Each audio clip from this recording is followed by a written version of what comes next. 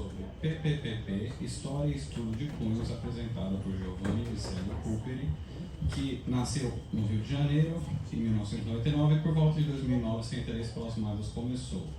No começo, voltado para o colecionismo, gradualmente acolheu a numismática. Em 2012 começou a publicar na página Brasil Moedas, no Facebook, posteriormente criou um blog de mesmo nome. Com o tempo as publicações ficaram maiores, bem como o interesse na área. Em 2015 participou da Associação Virtual Brasileira de Numismática enquanto secretário e posteriormente se tornou sócio da Sociedade Numismática Brasileira. Possui diversos artigos publicados em revistas especializadas. Muito obrigado pela sua participação, Giovanni. Obrigado, Bruno. Então, hoje a gente está aqui para tratar desse estudo que eu fiz sobre essas moedas.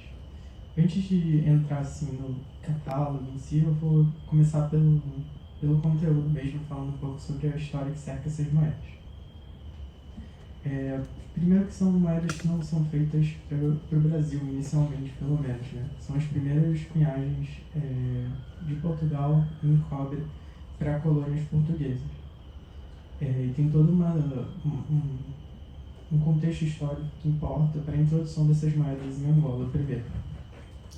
Aqui alguns fatos um pouco distantes ainda, né? O mais relevante aqui que eu vou trazer é a chegada do Jacques de Magalhães e a introdução dessas moedas em Angola, né? Não foi do nada, tem uma progressão histórica que eu vou tentar apresentar para vocês.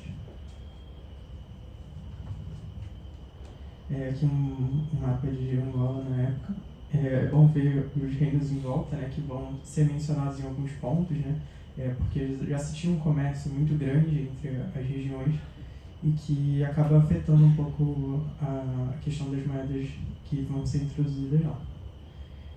Antes das moedas, a gente tinha no século XVII os panos como principal objeto de troca, né, além de alguns outros bens, por assim dizer.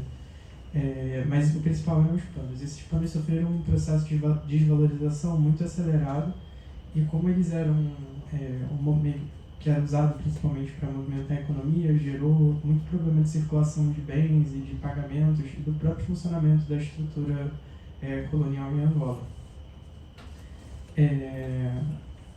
O Zimbo também era utilizado antes, né? Ele recebe bastante atenção por ser uma moeda assim tão diferente, né?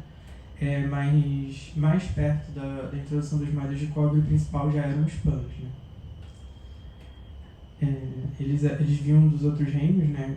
E era um contrato de exploração, né? Que a coroa cedia os direitos reais a interessados que faziam essa comercialização. Os panos tinham uma certa marcação, não era qualquer pano que era aceito monetariamente. Mas que todo esse comércio entrou em declínio, né? Primeiro que era um direito explorado sem tanta regulação, né? Era um direito de exploração. No século XVII, os panos já estavam em declínio e você tem várias reclamações, vários contatos entre o governo de Angola e o de Portugal indicando esse problema, e nada se fez a respeito por muito tempo. A gente tem aqui alguns momentos desse vai e volta de pedidos, né? Você tem desde 1649 essa requisição por moeda metálica diante da desvalorização dos panos, mas antes você já vê algumas cartas régias, algumas cartas que já indicam uma grande desvalorização, um problema de circulação, mas em 49 esse marco seria o primeiro pedido. E isso vai acontecendo, né? Você tem em 1679 o fim da circulação dos panos em decreto, mas na prática nada aconteceu, porque o que veio para substituir? Não era possível que a economia funcionasse sem a presença desses panos. Em Portugal, em 88, a gente tem a abertura da Casa da Moeda do Porto, né, que viria a conhecer as moedas. E a gente estava, como por muito tempo assim, né, hora se falava, vamos cunhar ou não vamos cunhar, e tudo isso se ia, mas nada se fez até a década de 90 do século XVII. Em 93, finalmente é autorizada a cunhagem, e se começa a cunhar na Casa da Moeda do Porto, se faz uma quantidade, né, e provavelmente se envia em barricas, né, que eram barris, como era comum à época, por navio para Angola. Nessa época foi junto com o novo governador-geral de Angola, que iria assumir e substituir o que lá estava. Inclusive a gente tem moedas com a data de 1693, mas elas só começaram a circular mesmo em 94. Né? Então ele chega lá em 94 e se instala uma rebelião. Ele tenta pagar as tropas com um valor muito menor do que elas queriam, e elas entram em revolta porque queriam um valor muito maior em moeda metálica. E ele inclusive queria pagar uma parte em panos. E tem esse debate, porque o que se queria era só a moeda metálica e um valor maior do que ele propunha. Porque nessa época o soldo encontrava-se num valor que já vinha de muito tempo e que vinha extremamente defasado. Era uma coisa de você pagava um valor X, mas na prática o poder de compra desse dinheiro era muito menor. Então por isso essa revolta que foi reprimida e resultou no começo do governo do Jacques de Magalhães e também a introdução finalmente dessa moeda em Angola com a pacificação. Nessa mesma época, o Brasil não tinha moeda de cobre em abundância, de pequeno valor. A gente tinha algumas moedas de R$20 em prata, que vinham sendo cunhadas desde 1695 pela Bahia, pela época da Casa da Moeda Itinerante, né? que é como a gente chama esse período que a Casa da Moeda se deslocou para diversos locais para atender necessidades de moeda. E algumas moedas portuguesas que também aqui circulavam desde 1568, quando teve a primeira autorização. Mas não era suficiente, e você já tem também, ao mesmo tempo que você vê Angola reclamando da falta de moeda metálica, a diferença não é muito diferente aqui no Brasil. Você vê vários governadores reclamando para o rei da falta de moeda metálica, pedindo provisões e assim indo. O que acontece é que também, depois de alguns anos de introdução da moeda metálica em Angola, no final já do século XVII, isso se tornou um problema. Houve uma abundância muito grande de moeda metálica e a população não queria aceitar mais pelo valor facial. Essas moedas já eram desvalorizadas, né, em relação à moeda metropolitana. É uma moeda colonial, ela tem um valor facial muito maior do que uma moeda de mesmo peso, de mesmo valor intrínseco que teria em Portugal.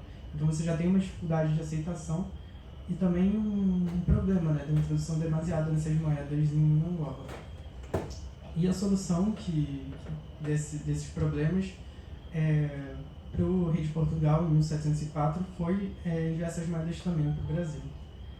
A gente tem alguma dificuldade em dizer certamente qual é a data assim, da introdução dessas moedas no Brasil, porque a gente tem algumas fontes um pouco dissoantes. A gente tem uma carta régia de 1702 que... deixa eu ver se eu acho aqui. Essa aqui. Que é o Severino Sombra, o primeiro a mencionar, só que ele bota muito por alto o conteúdo, ele não chega a trazer nenhum tipo de transcrição. E essa carta régia, hoje em dia, eu não consigo encontrar em lugar algum, mas seria a primeira autorização. A questão é se realmente existiu ou se ele cometeu algum erro sobre o conteúdo, sobre a data da carta.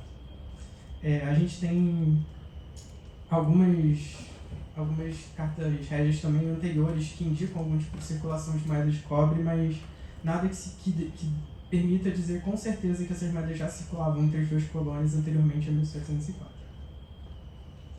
Aqui a gente tem alguns exemplos desse problema de circulação, tanto entre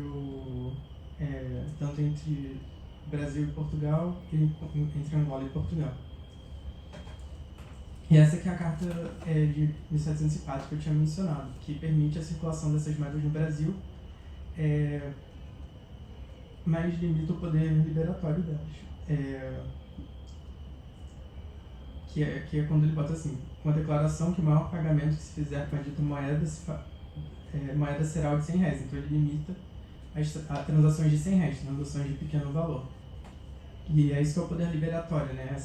Esse limite que o legislador coloca na utilização de moedas para tornar ainda as transações possíveis e práticas para o dia a dia. E é interessante mencionar que existe um grande debate, né, na comunidade numismática sobre as moedas de R$5 serem ou não da coleção brasileira. O Glauber ele já trazia uma opinião sobre isso que eu acho um pouco problemático, porque ele coloca que não seriam da coleção brasileira, mas ele mesmo traz essa legislação. Ele associa isso muito mais, parece, à ausência dessas moedas aqui, que por si só já são raríssimas, então até para encontrar em qualquer lugar seria difícil. E ele associa isso, mas que a legislação não faz nenhuma distinção, ele só coloca como as moedas de cobre feitas para Angola, e essas moedas, então, todas têm que ser consideradas, tanto da coleção do Brasil como de Angola. Legalmente, essa é a definição. E agora, se circularam aqui, a gente, se um dia um detectorista achar e tiver coragem de divulgar para todo mundo, quem sabe a gente possa ter mais um indício, mas, por enquanto, é o mais perto que a gente consegue chegar. Então, aqui algumas conclusões das pesquisas, né? Os 10 réis são os mais comuns, os 20 réis, perdão, são muito mais comuns que os 10, e os 5 réis são raríssimos. É mais ou menos o que a gente vê no mercado numismático hoje em dia. E outra coisa que aqui a gente vê muito mais moedas dos últimos anos, né? São muito mais comuns. Eu vou mostrar os gráficos no final mais detalhados, isso aqui é bem geral, por variantes. Daí vai dar para ter uma ideia também em relação aos anos. Isso aqui, para quem não conhece, é uma prensa, um cunho, né, um balancinho. Aqui no meio ficariam os cunhos, né, presos por uma estrutura, e aqui em cima teria um grande mecanismo de alavanca para uma rosca que tem aqui no interior para cunhar as moedas que ficariam presas aqui no meio. Tem um que é de um modelo muito parecido com esse no Paço Imperial, que ele já, se não me engano, foi escavado durante o processo de restauração lá, e se você for ver a forma geral do balancinho é praticamente o mesmo. É bem interessante. Então, qual a importância dessas moedas 4P? Né? Elas representam todo esse momento histórico, e elas também dão início a esse processo de criação de um padrão monetário para as colônias portuguesas. Né? E é um padrão que, assim, por mais que alterado, a gente pode dizer que ele perdurou até mais ou menos 1850, por aí, que é a circulação das últimas moedas de cobre. A relação entre valor facial e peso foi mantida até 1799, e nesse ano foi alterada, mas por uma questão de desvalorização. Então, mantiveram-se os mesmos pesos, mas dobraram-se os valores faciais. Daí, assim foi sendo feito, e foi muito importante nesse sentido, né? E também é a primeira emissão da Casa de Moeda de Lisboa para uma colônia, e que seria seguida de muitas, né? Principalmente na primeira metade do século XVIII a gente já vê algumas, né? Você tem algumas até por solicitação de ausência de moeda metálica, assim como aqui, mas na segunda metade mais ainda. Aqui a gente tem alguns exemplares de moedas que são do mesmo padrão. Né? Essas aqui são de 40 réis. Elas têm o dobro do peso dessas de 20, então elas seguem esse padrão. Aqui a gente tem essas cartas que eu mencionei, que são indicações dessa circulação, mas que ainda não permitem ter certeza que nós temos certeza sobre se essas moedas vieram antes ou não.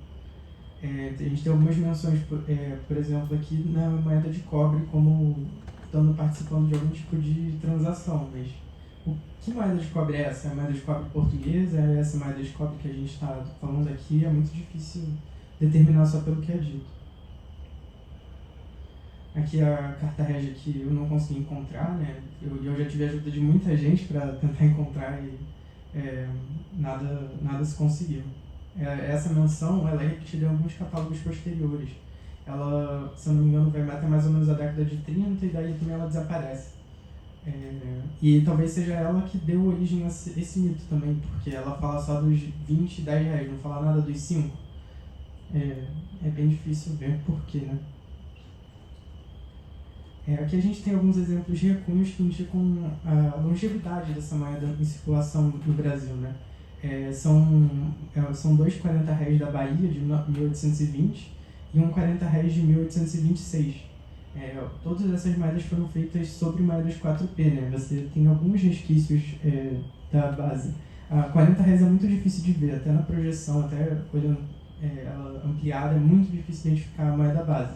Você vê só pelo topo da legenda e que só pode ser casada com essa legenda que é única, né, nas moedas brasileiras. Aqui você vê um pouquinho do Moderato, que é também uma legenda única dessa moeda. Na outra você vê aqui o final de Hex,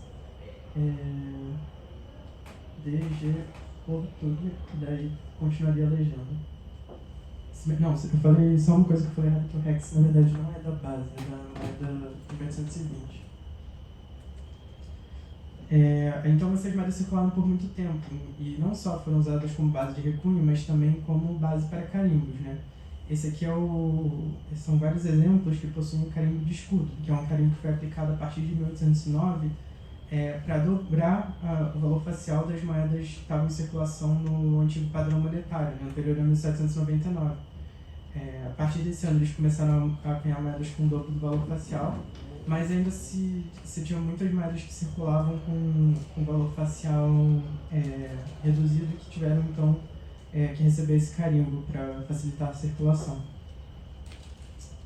A maioria delas está sobre um verso, e a gente tem uma grande dificuldade de dizer o que é verdadeiro ou não, porque são carimbos relativamente simples e que também você tem aplicação por todo o território, então é muito difícil dizer o que é oficial e o que não é.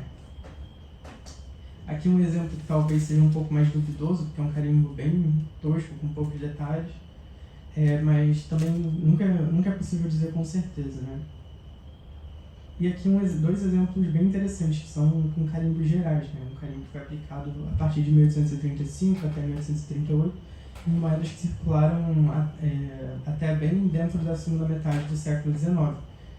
Então, indica que a moeda, de alguma forma, estava em circulação por muito mais tempo do que se esperava para esse tipo de moeda.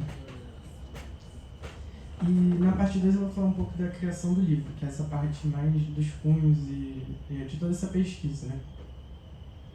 Bom, de onde veio esse livro? Eu tinha feito uma pesquisa, estava começando uma pesquisa sobre os carimbos de Minas, né?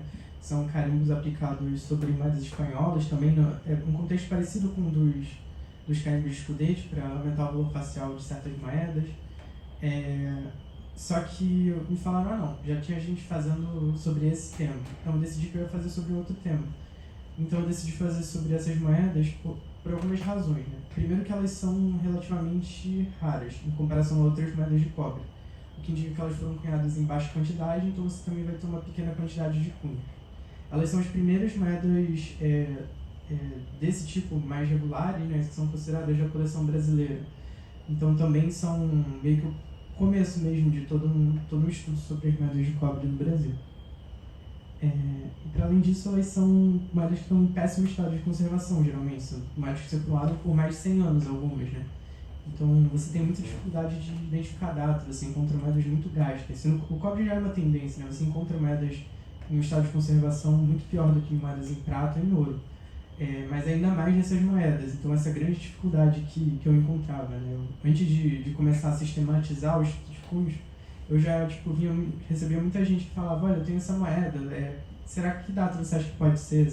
E daí eu tentava só comparando o cunho determinar.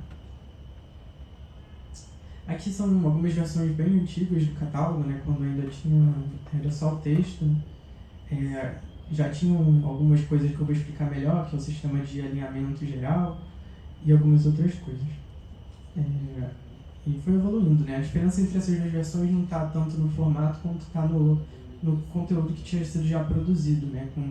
Em 2018 eu já tinha, acho que quase todas as variantes, pelo menos separadas um pouco, né? Claro que depois eu fui descobrindo algumas outras e tal, mas a maior parte já estava separada, pelo menos em 2018, né? Porque depois eu ainda tive que complementar essa descrição, que eu vou explicar também um pouco para facilitar. E aqui já em 2019, que já é uma versão mais parecida com o que tem agora. Esse é um catálogo, essa parte, né, uma parte que representa um catálogo descritivo. O catálogo descritivo é uma obra que tenta trazer as características de cada cunho para que você possa entender as variantes que existem.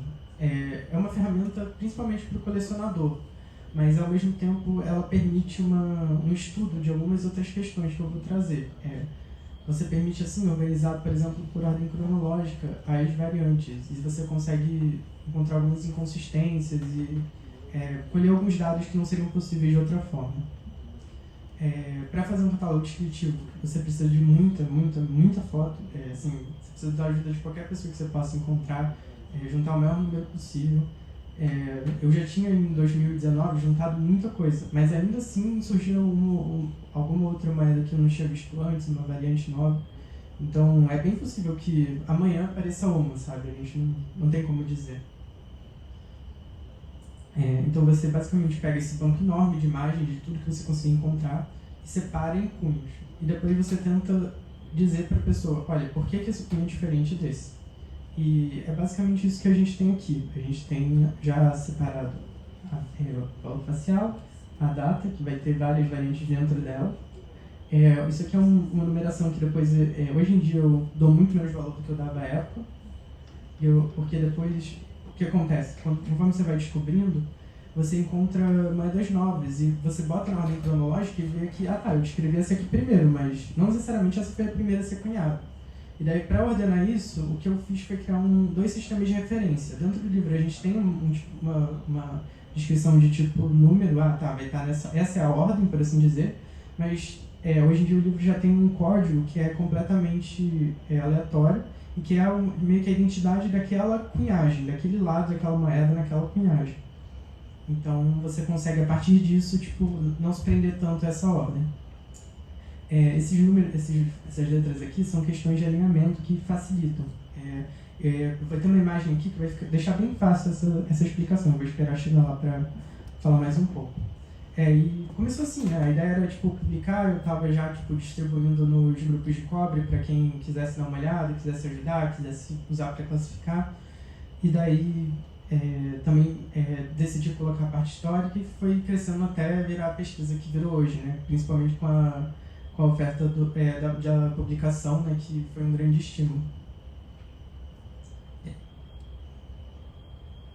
Aqui é só uma diferença da importância de você ver os detalhes. É uma pesquisa que exige imagens de qualidade.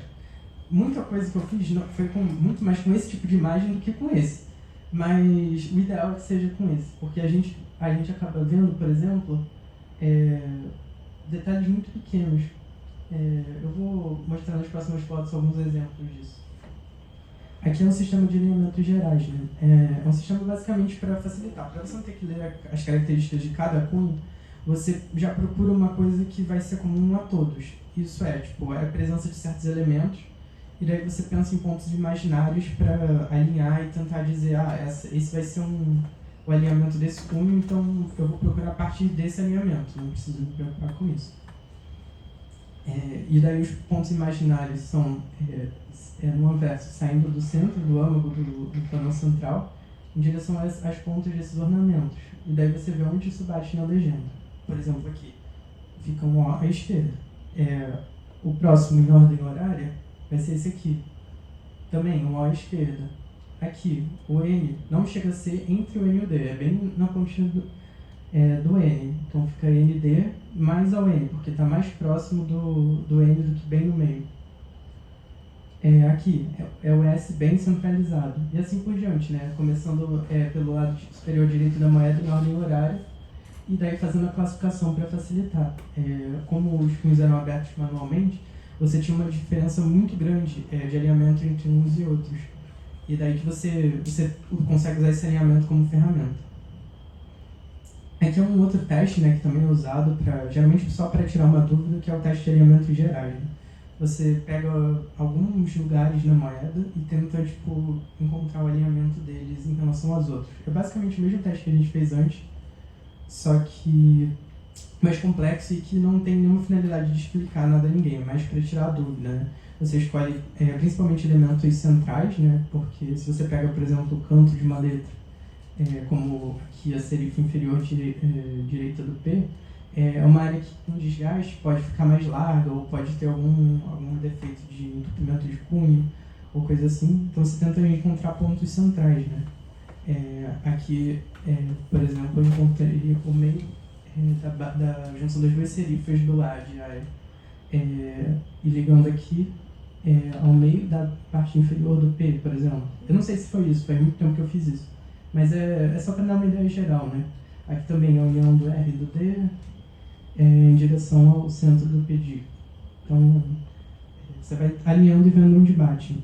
As duas moedas da esquerda são da mesma variante e a da direita não. Então, daí você consegue ver algumas pequenas diferenças de alinhamento.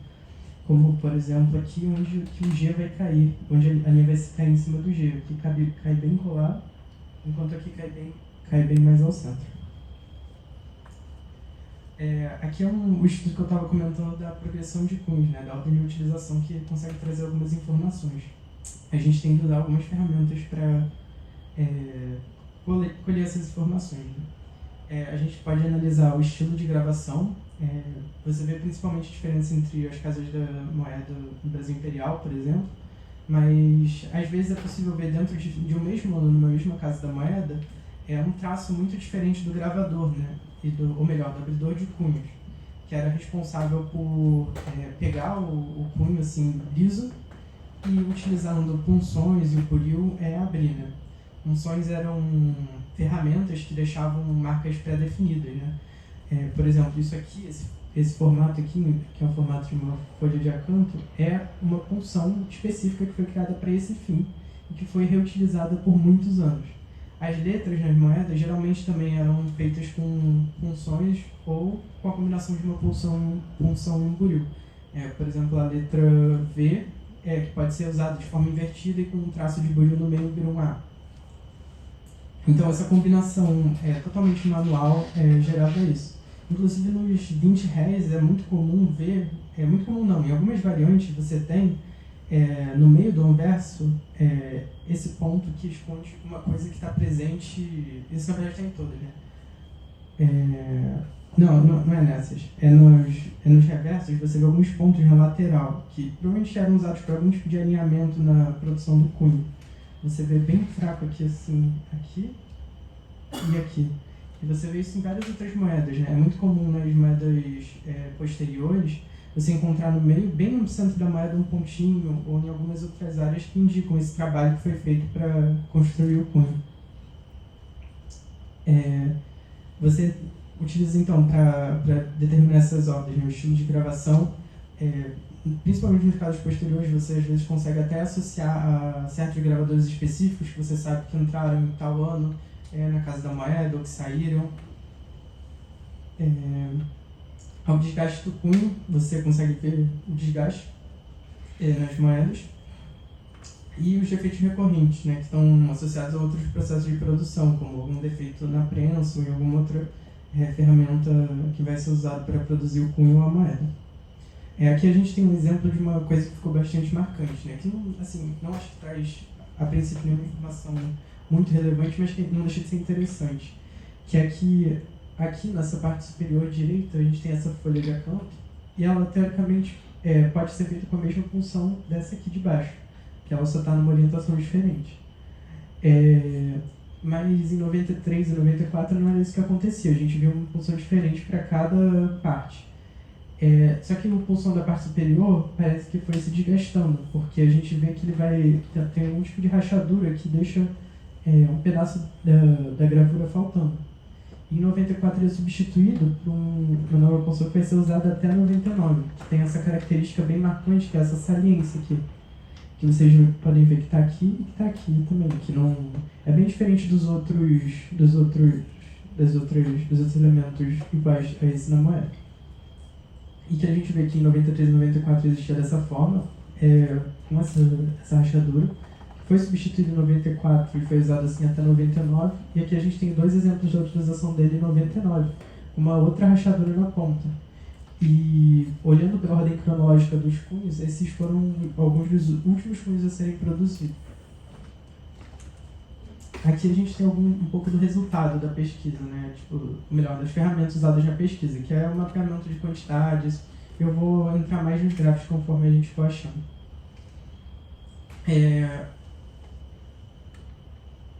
bom, o que poderia mais... Acho que antes de falar um pouco disso, eu queria dizer que faltaram algumas coisas nessa pesquisa, né? É um trabalho que eu me sinto bastante satisfeito na forma como ele está hoje, mas que eu tenho certeza que algumas outras coisas poderiam ter sido feitas e que poderiam não dar frutos, mas que seriam interessantes de ver, né? Que é pesar e medir as moedas, estudar a liga metálica delas, ver umas moedas, esperar mais, procurar outros museus, né, em outros países que fosse, estudar mais a fundo os carimbos, né? Eu tenho um banco de dados razoável dos carimbos e daí você consegue comparar, dizer quais que são mais comuns, quais que você via muito nas coleções mais antigas e menos nas coleções atuais, algumas informações interessantes, né? E também falar do mercado de colecionismo que cerca essas moedas, né? E aqui a gente vai se concentrar um pouco mais nos resultados, né? O que deu fruto, por assim dizer. A gente tem... Esse aqui é basicamente o índice de variantes, né? A gente tem algumas variantes bem raras. A maioria está numa certa média e a gente tem uma variante que é excepcionalmente comum, que é essa aqui, que é um reverso de 88. É um reverso de 88, quer dizer que foi cunhado em 99, que tem uma quantidade muito grande de moedas. Se você pega uma moeda de 1698, a grande chance é que seja dessa variante. E também a distribuição delas com carimbo de escudo, né? Aqui está mais ou menos em ordem cronológica, então vocês conseguem ver que as primeiras são as moedas de 1693, 94, 95, e é possível ver que tem uma quantidade muito menor delas, uma porcentagem muito menor, que recebeu o carimbo, né?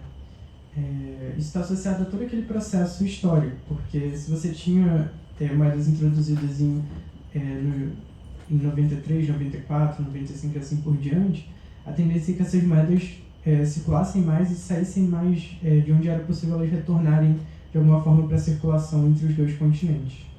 E também é bem possível que em 99 a gente tenha algum tipo de emissão própria para o Brasil posteriormente, porque a gente tem um número muito grande de moedas produzidas depois de 99. Eu vou mostrar um gráfico que vai explicar acho que bastante isso. Aqui os 10 réis, que são relativamente equilibrados, não tem muita diferença nas quantidades dos últimos anos, né, que são os anos mais comuns. Também tem uma quantidade razoável com carimbo de escudo e que é mais ou menos crescente em relação aos anos. Não, esse aqui é de 20, perdão. Que está bem equilibrado nos últimos anos. Aparentemente, esse é o valor, a data facial, que é a data que aparece escrita na moeda. E aqui os 10 reais por variante, está também por ordem cronológica, mas dá para ver que não tem uma diferença assim, muito grande entre as variantes.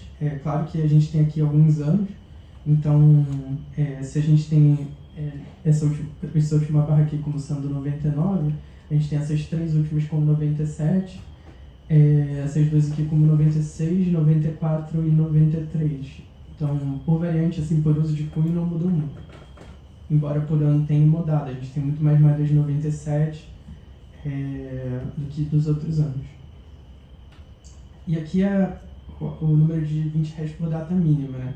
Quando a gente vê aqui, antes de voltar um pouco, é que 99 tem um número muito maior de moedas. Esse estudo de data mínima é basicamente um estudo das árvores dos cunhos, né? Quando a gente estuda a progressão de cunhos, a gente consegue montar uma árvore, em que a gente determina a ordem cronológica a partir do desgaste das moedas. Aqui a gente vê algumas coisas, como por exemplo aqui, que aqui está 5, 6 e aqui existe uma rachadura. E a mesma coisa para os reversos. E a gente consegue determinar assim a ordem que esses cunhos foram utilizados. E o que a gente vê é que existem muitas variantes que são com a data facial de 1698, que foram cunhadas após moedas com a data facial de 1699. Isso indica que em 1698 utilizaram esses cunhos e daí depois de 1699, ou durante, né, pelo menos, reaproveitaram esses cunhos com a data de 1698 até se extinguirem, né, até não ser mais possível. Inclusive alguns com um desgaste muito grande de cunho, né. Eu vou mostrar aqui, acho que a outra apresentação ficou mais claro, que é essa questão da progressão de cunhos.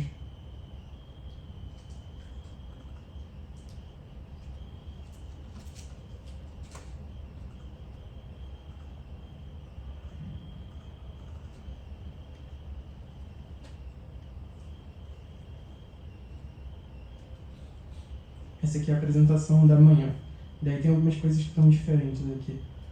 Aqui tem só algumas coisas legais de ver aqui. O que é um cunho, né, que é um objeto mais ou menos parecido com esse. Esse aqui é um cunho de medalha.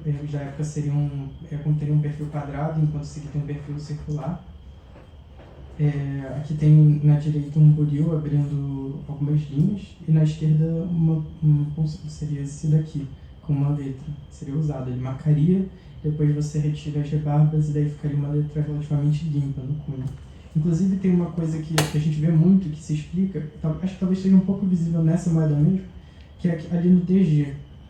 Não sei se vai dar para ver muito bem, mas tem uma leve reentrância aqui junto do G. E talvez isso seja uma indicação de que primeiro marcaram o G e depois marcaram um ponto.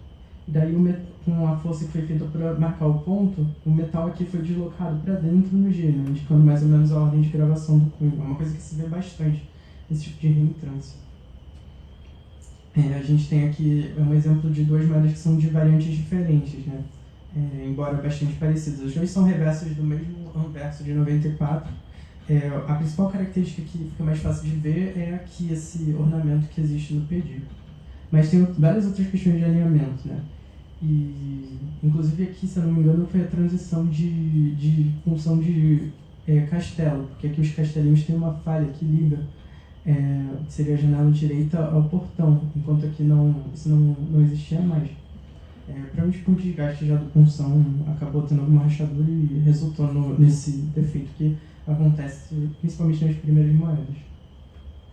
Aqui um exemplo, não é um cunho real, é uma imagem que eu criei para ilustrar como poderia ter sido o cunho de um reverso de moeda 4P, né? Com ele invertido, côncavo, e com as características da moeda. Aqui a gente tem também um exemplo de evolução, né, que eu tinha comentado do cunho, que é o desgaste do cunho. Aqui seria um dos primeiros usos do cunho. Embora a moeda esteja muito gasta, não seja possível ver tantos detalhes aqui, vocês conseguem ver que não tem nenhuma rachadura, não tem nenhuma coisa, tem só algumas características marcantes do cunho que são mantidas para as outras variantes. E esse cunho, na segunda utilização dele, ele já começa a aparecer com rachaduras e que elas ficam mais graves até aqui, que a gente vê que existe um excesso de metal por uma rachadura no cunho que preencheu toda essa lateral do O, enquanto aqui ainda não era totalmente preenchido. Esses são três momentos de utilização, porque são com três anversos diferentes.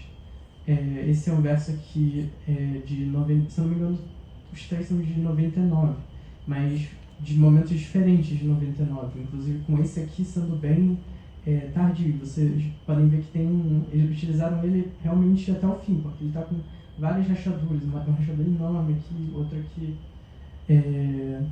e tem alguns que estão com outras rachaduras que saem pela legenda. Esse aqui tem uma aqui que liga a orla, outra saindo aqui do D, que provavelmente é continuação dessa, essa aqui que é muito grande, que é muito marcante. Então, que utilizaram realmente até o fim esses cunhos. Isso aqui é mais ou menos a mesma parte.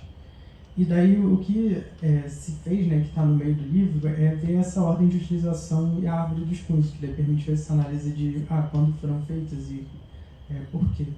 Eu acho que foi um trabalho bem legal, porque ao mesmo tempo que a gente consegue entender um pouco do contexto histórico, a gente consegue ver essa parte das variantes e colher esse dado que é totalmente diferente do que se vê, né? A gente tem alguns catálogos descritivos hoje em dia, né, principalmente das moedas de prata dos 960 réis, das frações de prata, mas esse trabalho foi o primeiro a trazer essa ideia de estudar as árvores de cunho e tentar associar isso com alguma informação histórica, né?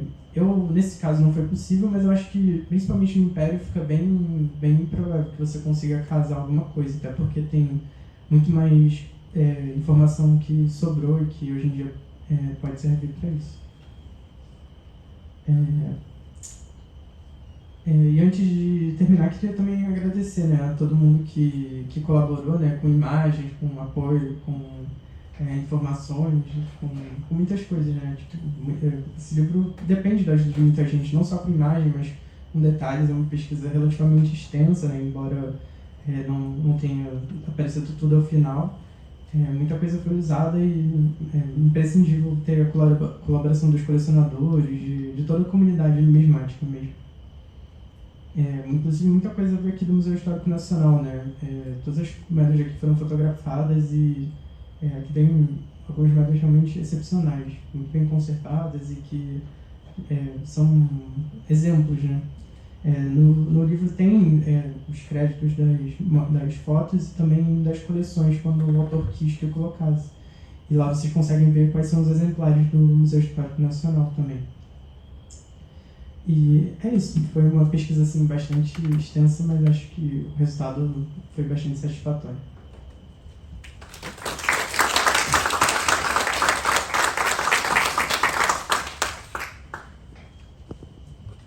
Obrigado, Giovanni, pela apresentação e obrigado pelo belíssimo livro publicado que vai trazer luz a essas peças, até então um pouco estudadas, né? Então é um trabalho importantíssimo para a numismática brasileira. E alguém tem alguma pergunta? Posso fazer uma? Você teve contato com alguém de agora? Tem fila. Ah, tem fila? Tem. Não precisa ser de carinho. Eu sei que fosse massagem. Vamos lá, claro. Giovanni. Giovanni, bom, em primeiro lugar, parabéns. Eu falei isso durante a minha apresentação hoje. É muito legal ver você e o Cláudio apresentando o catálogo no mesmo dia, né? Eu fico cronologicamente no meio dos dois, aí, então dá um sentido de continuidade muito legal para quem está essas coisas. É muito difícil a gente falar sobre onde essas moedas circularam mais ou menos, porque a gente não tem uma ideia, é uma amostral muito boa delas, né? Mas em todos os gráficos que você mostrou aí, a coisa aumenta muito de número de exemplares a partir de 1695. Sim. Quando a gente funda as casas de moeda aqui, a casa de moeda aqui, que tem toda essa questão do itinerante, que vão cunhar moedas de 20 réis de prata também. Né? A gente está cunhando moeda de prata aqui e começa a receber mais moeda de cobre. É isso? A gente não, Angola, a princípio, Então, naquele momento. Aí eu vou para a primeira pergunta de verdade. Com esse tipo de estudo, você tem uma ideia um pouco mais clara de como elas circulavam e como elas chegaram no Brasil? Se elas vieram de Portugal, se elas vieram de Angola? Se eu não me engano, você tem em algum momento alguma carta régia que fala do envio mais diretamente, né? Que fala envio de barricas de tal para tal lugar. Se eu não me engano, eu só encontrei menção direta do envio de Angola para o Brasil, não de Portugal direto para o Brasil. Então, a sequência seria Portugal, África, Brasil. Não tem como dizer, eu acho. Acho que, o que a gente pode dizer é que, com certeza, vieram da África, porque a gente tem moedas de 93, que se elas foram feitas em 93 e 94 criaram-se cunhos novos, elas só podem ter sido feitas realmente em 93. Então, elas, com certeza, são dessa primeira leva que chegou em Angola. Então, elas, para chegar no Brasil, só podem ter saído de lá. E daí você tem essa menção de circulação entre as colônias, esse envio, se eu não me engano, de Angola para o Brasil, mas você não tem nenhuma menção de Portugal para o Brasil. Provavelmente é possível encontrar alguma coisa a mais, né? Essa pesquisa, eu vi muitas cartas régias do Arquivo Histórico Ultramarino, de algumas outras fontes, mas está longe de ser tudo, né? Tanto que tem aquela carta lá de 1702 que eu não consegui encontrar nada sobre. Tudo que tinha na internet, eu cheguei no Arquivo Nacional, nada lá permitiu encontrar nada que fosse sequer perto disso, sabe? Se perto da mesma data, que tivesse um tema parecido que eu pudesse falar, essa pessoa fez uma confusão, alguma coisa assim, sem encontrar nada. Então, talvez ainda seja possível obter essa informação. Obrigado. André Leal, aqui do Rio de Janeiro. Bom, em primeiro lugar, parabéns. Segundo, você tem contato com alguém de Angola? Existe um missério lá na Angola fazendo a mesma coisa ou já fez? Não. Hoje em dia não existe nada. O pequeno contato que eu tive com Angola, não é com Angola, né, mas com alguma fonte que é de lá, toda essa parte histórica, ela é baseada... deixa eu ver se eu, na outra apresentação tem a referência, que é de um livro que trata da circulação monetária em Angola e que traz muito bem essa conexão da introdução dessas moedas em Angola.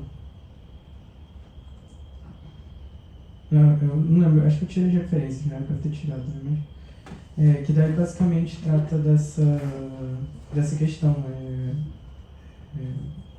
No livro em si tem a referência, né, que é um livro que trata da circulação monetária em Angola e que é uma fonte de lá, que trata da circulação de lá e que não deixa de ser alguma forma de ter um contato mais direto. E o outro lado disso é que você tem tem um colecionador de Portugal que morou em um tempo lá e ele dizia que essas moedas ainda existiam de alguma forma e que podiam ser compradas por lá. Que tipo, o tio dele acho que colecionava mais e daí ele ia junto com o tio dele nas vilas e comprava a rodo, né, principalmente as macutas, né? E inclusive dele veio uma moeda um pouco duvidosa, mas que não deixa de ser uma contribuição, que é o famoso 20 reais de 1696, que é uma moeda que é descrita há muito tempo, só que se for essa moeda que eu vi, não é um 20 reais de 96, é uma adulteração. É muito comum principalmente nessas, né? Tanto para mudar a data, quanto para... Aqui mesmo tem um exemplo disso, tanto para mudar a data, quanto para melhorar o estado de conservação ou criar uma moeda onde não tem. Não, esse é outro que eu para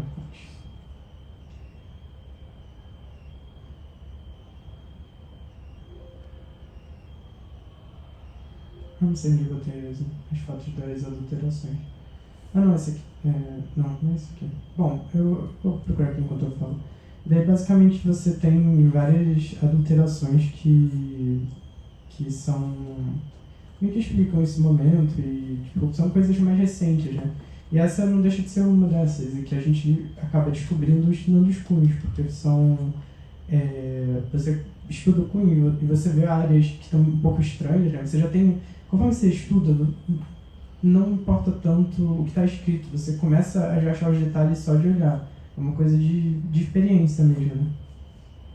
E o que eu vi foi... tem aqui no final, eu botei aqui as adulterações. Essa aqui é uma moeda que está com uma data de 95, essa aqui é da coleção da Casa da Moeda de Portugal, mas é uma moeda de 98. É uma forma bem fácil de ver pelo reverso, porque tem uma característica ali que aqui é arredondado, tem uma outra que é mais pontiaguda, mais fácil de ver. E essa aqui é uma outra totalmente inventada, né? Que não é uma moeda que existiu antes dessa e foi melhorada nem nada. É um design totalmente criado por alguém para parecer uma moeda verdadeira. Mas você vê também algumas que foram adulteradas no mesmo ano. Você tem, por exemplo, os 20 reais de 93, que são já moedas muito raras. Eu já vi adulterações para melhorar o estado de conservação dessas moedas. Uma coisa assim meio estranha, né? Mas não é incomum. Deixa eu fazer um pedido. Volta no decreto de 1702, vou tirar uma foto. Não prometo, mas eu vou olhar toda a minha biblioteca para ver se encontro alguma coisa lá para te tá? Sim. Tá bom? Obrigado. Parabéns novamente. Obrigado. Mais alguma pergunta?